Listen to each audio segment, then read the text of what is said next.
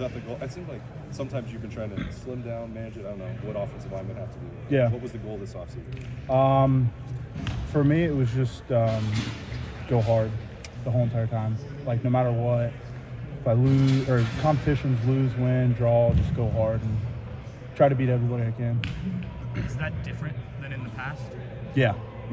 I think now I got a better grasp of strength and conditioning, the football part of it, just everything, and I think it's what I'm well rounded in that to where I'm just don't have to think about it. I just go. Does that just come from you've been in the program, you started the season? Yeah, I think experience is the biggest key. I mean, I think Donnie can attest to it too. Like, just that first year is kind of rough, and then that second year you get a little bit more, and now he's in his third year, so he's gonna have it down pat. But I feel like now I'm having it down pat as the same. After Saturday's practice, Ryan said you've been kind of switching between guard and tackle. Do you feel more comfortable at one than the other, or are they both? No, kinda... I both like them. Guard's a lot faster. It's guys bull rushing you got to sit faster. Tackle's a lot more space. You're dealing with more athletic guys. Not saying Tyleek's not athletic, but yeah, you're dealing with Jack, JT, so it's a lot more in space. How much more have you been playing? Is there a time where you receive a tackle, like Coach said, with touchdown guard? I wouldn't say quite a bit. I would just say a good amount to where I'm prepared if needed to play guard. Yeah. Was there much conversation after last season, coming into this year, like, hey, we might want to move you depending on how things shake out? No, not really.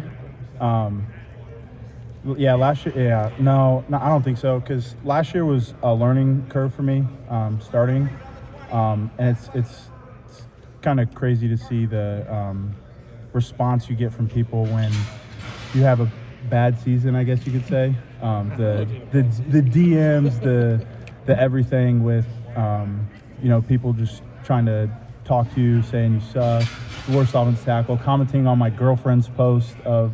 Yeah, and it's Ohio State fans. It's kind of crazy to see, but at the same time, like, understand their passion for us to win. So I get that. Do you think it was bad? I didn't think it was to my standard. I thought I was thinking too much and not playing. And I've deleted my social media, so I got other people who control my social media now. So I don't do any of that. So. Along those same lines, like, there obviously was for both you, for the whole unit, like an improvement over the course of last season. Yeah. And then the Cotton Bowl happened. Yeah. It seemed like a step back. Yeah. Did it feel like that to you, and did it change any of how you guys were processing this going into the spring? Yeah, no, I think the Cotton Bowl was a little different because Matt moved to center, so like it was kind of a new piece to the puzzle, I guess you could say. It was difficult because you're trying to get comfortable, and you get comfortable with Carson as center, and then they change it to Matt. But I mean, the Cotton Bowl was kind of a learning curve for all of us with Matt being at center. Did it? At the same time, did it feel like at all like you guys had given back all the progress you had made over the course of the year, or did it add to kind of the chip on the shoulder of what you guys had to prove still coming into this year? I think the second one you said, the chip on the shoulder, because I mean the defense locked it down that game, and we didn't produce anything. We went back and watched it, and we're like, this isn't good enough. This isn't our standard. So. You can say, was that like immediately after the game you watched it, or? Oh yeah, immediately.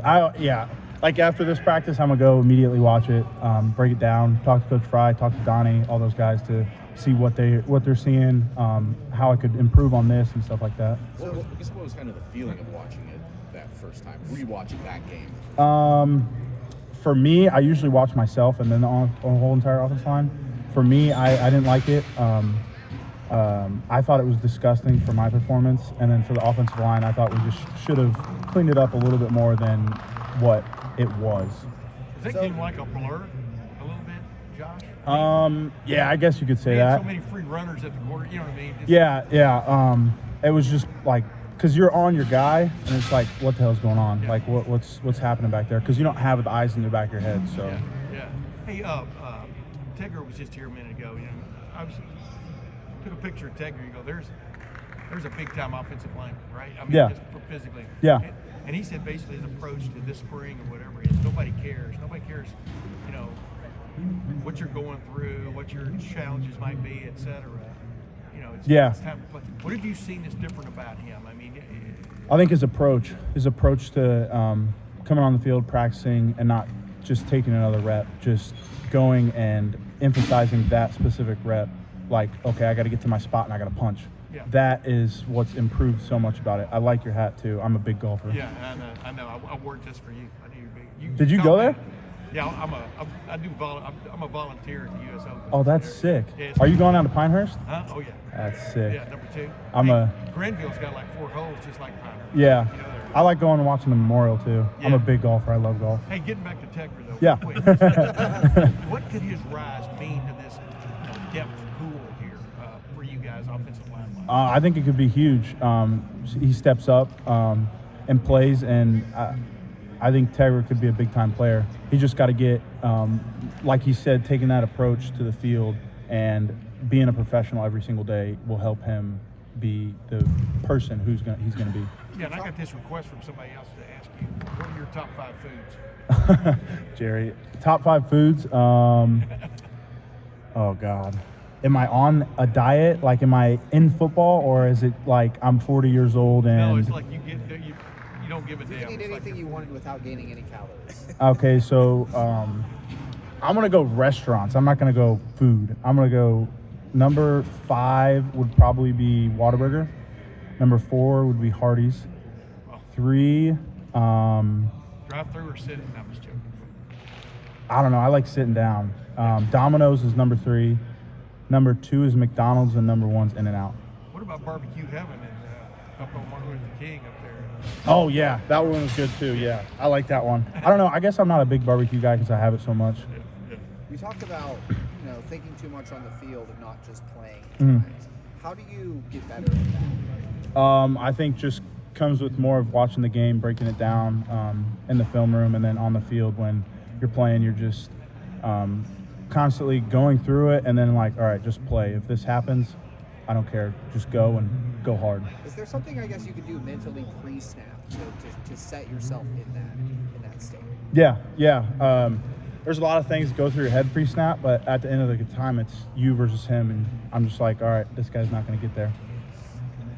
Last Nice question. job. Yeah, Seth talked about run game differences with Chip here, like Yeah. nuances, different things. Mhm. What do you see there? What do you like?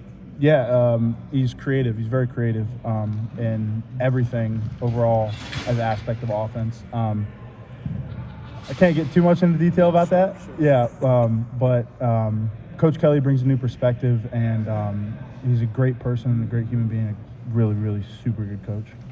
All right, Josh. Thank you, buddy. Thank you. Appreciate it.